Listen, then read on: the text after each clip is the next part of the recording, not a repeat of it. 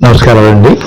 ఈ మధ్య జరిగిన ఎన్నికల్లో పరాజయం జగన్మోహన్ రెడ్డి గారికి వచ్చింది. కానీ వారు కోట్లాది రూపాయలు సంక్షేమ కార్యక్రమాలు పేదవారికి ఆర్చించిన ముఖ్యమంత్రి ఎవరంటే జగన్మోహన్ రెడ్డి గారు.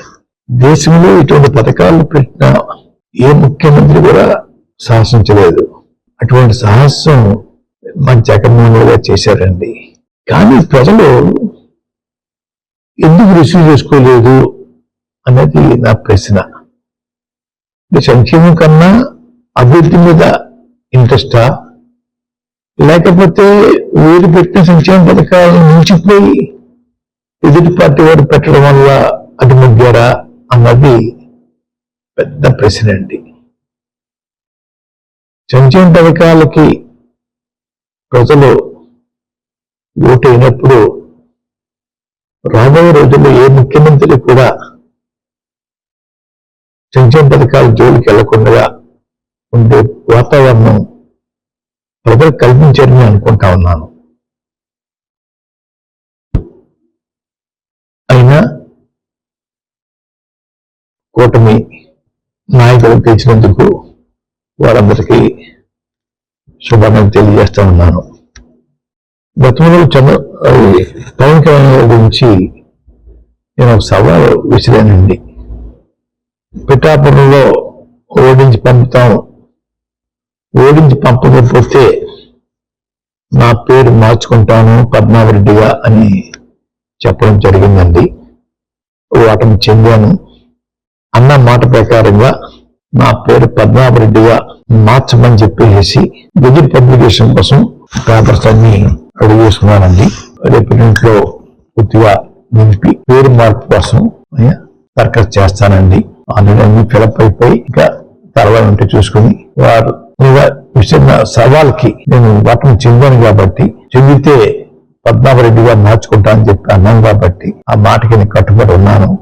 ఆ ప్రకారంగా పద్మావరెడ్డిగా మార్చమని గెజిట్ పబ్లికేషన్ లో ఎంటర్ చేయమని అడుగుతానండి.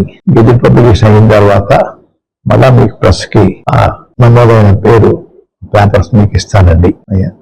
మాటికి ప్రతి ఒక్కరూ ఉప్మా పద్నాభం అంటున్నారండి. అంటే మీ ఉప్మా కాఫీ మరే చేయటం తప్పన్నట్టుగా, లేదంటే చాలా చీపుగా వారు దృష్టిలో ఉందో తెలియట్లేదు.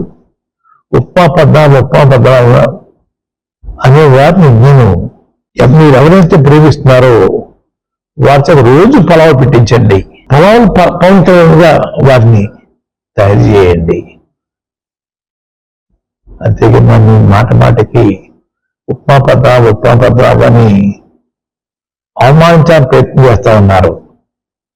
మా తండ్రి తాతయ్య దగ్గర నుంచి కూడా ఇంటికి వచ్చిన వారికి మరేది చేయటం అది అలవాటు. ఆ అలవాటుని తప్పుగా మీరు బోతలు చూపిస్తా ఉన్నారు.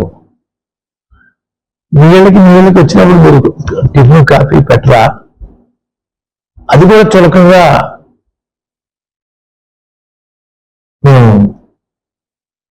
అంటే మీ పరిస్థితి ఏంటి?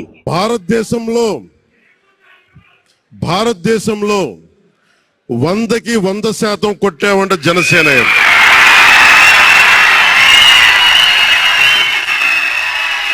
నూటికి నూరు.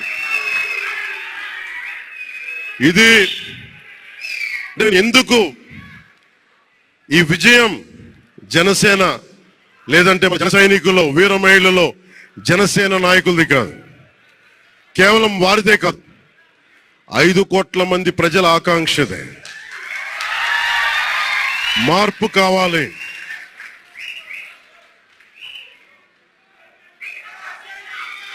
మార్పు కావాలి, పాలన మారాలి. ఇవన్నీ చాలా మంది కోట్లాది మంది ప్రజల ఆకాంక్ష. ఈరోజు ప్రజల తీర్పు. బాబు మీరు ఇద్దరు కూర్చోవాలమ్మా దయచేసి. నువ్వు పక్కకు వచ్చామ్మా, నువ్వు పక్కకు రా. నువ్వు కొంచెం ముందుకన్నారా, మీరు కొంచెం ముందుకు రండి అమ్మా, మీ ఒక అడుగులు ముందుకు రండి. మీరు కూర్చొని ఇబ్బంది పడతాను, దయచేసి కూర్చో. దయచేసి కూర్చోవాలయ్యా, మీరు కూర్చోవాలి. మీరు మొత్తం సభ ఆపేస్తున్నారు. మీరు సాగర్ పక్కన సాగర్ పక్కన.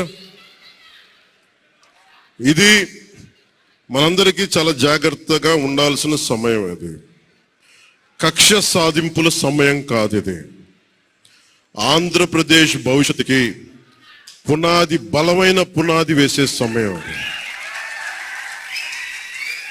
అన్నం పెట్టే రైతుకి అండగా ఉండే సమయం ఇది. రక్షణ లేని ఆడబిడ్డలకి రక్షణ కల్పించే సమయం ఇది.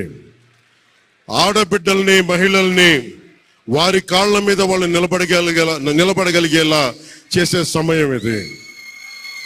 నేను ఈరోజు ప్రభుత్వ ఉద్యోగులు కూడా మాటిస్తున్నాను. కంట్రిబ్యూటరీ పెన్షన్ స్కీమ్ నేను చెప్పాను, నేను బాధ్యత తీసుకున్నాను, నేను మర్చిపోలా.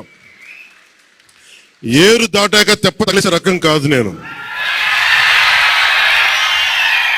కాంట్రిబ్యూటరీ పెన్షన్ స్కీమ్ దానికి సరి సమానంగా అది కానీ మీకు న్యాయం వచ్చేలాగా సంవత్సరం లోపు తీసుకొస్తాను అని మాట ఇచ్చాం. తీసుకొచ్చి తీరుతాం. ఆ మాట మీకు ఇస్తున్నాం. మెగా డిఎస్సి నోటిఫికేషన్ విడుదల చేయించే బాధ్యత మనం తీసుకుందాం. యువత విలవిల్లాడిపోతా ఉన్నారు, యువత నలిగిపోతా ఉన్నారు. మీ చదువులకి తగ్గ ఉద్యోగాలు కానీ, మీ స్కిల్స్ ని పెంపొందించి మీకు ఉద్యోగాలు కానీ, నేను మీకు చెప్తున్నా, నాకు చాలా పెద్ద బాధ్యత ఇచ్చారు ప్రజలు. ఈ రోజున మామూలు బాధ్యత ఇవ్వాల. గెలిచింది, పోటీ చేసింది 21, 2 పార్లమెంట్లు గెలిచింది 100%. కానీ బాధ్యత ఎంత ఉందంటే 175 సీట్లు మనమే గెలిస్తే ఎంత బాధ్యత ఉందో అంత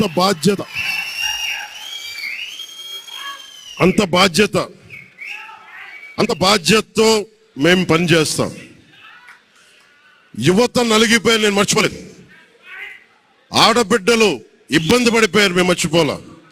సగటు మధ్యతరగతి మనుషులు నలిగిపోయారు. రోడ్లు వెయ్యలా, గుంతలు వేశారు, అరాచకం చేశారు. అవన్నీ శాంతి భద్రతలు చాలా చాలా బలంగా ఉంటాయి, మీకు నేను మాటిస్తున్నాను. అతి తక్కువ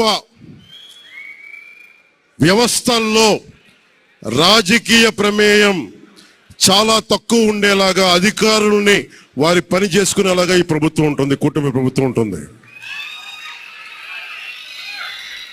రైతుకి కష్టం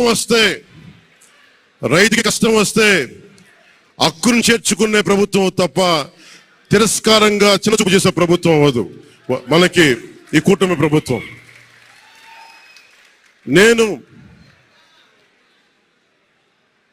నాకు రాజకీయాలు డబ్బు అవసరం లేదు. నేను మీకు మళ్ళీ చెప్తున్నాను. మీకు నేను డబ్బుల కోసం, పేరు కోసం రాజకీయాల్లోకి రాలేదు. మీలా నలిగిపోతారు చూస్తారా ప్రతి ఒక్కళ్ళు. సగటు మనిషి మాకు ఎవడు ఉండేంటి, నా కులం లేదు, మతం లేదు, నా కష్టాన్ని ఎవరు చూడరేంటని ప్రతి ఊర్లో ఉండే ఒక సగటు మనిషి అనుకుంటాడు. ఆ మనిషి కష్టాలు నేను చూసిన వాడిని. ఆ మనిషికి భుజం కాయడానికి నేను వచ్చాను రాజకీయాల్లో.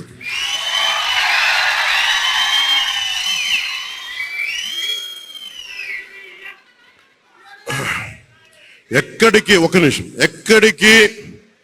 ఓడిపోయాను 2019లో ఓడిపోతే నా మానసిక స్థితి ఎలా ఉందో ఆ రోజున, ఈరోజు గెలిచినప్పుడు కూడా నా మానసిక స్థితి అలాగే ఉంది. అంతే ధైర్యంతో ఉన్నా. గెలుపు నాకు బాధ్యత ఇచ్చింది కానీ అహంకారం ఇవ్వలేదు, రాదు. ఇంకా భయం వేసింది. అందరూ నాకు శుభాకాంక్షలు తెలియజేస్తా ఉంటే నాకు భయం వేసింది. ఎందుకంటే ఇల్లు అలకగానే పండగ కాదు ఇది.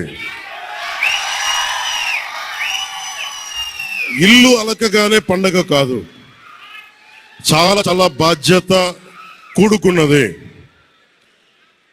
భీమవరం, గాజువాక 2 చోట్ల ఓడిపోయినప్పుడు ఈ రోజున ఇంతమంది ఉన్నారు. ఈ రోజున ఆ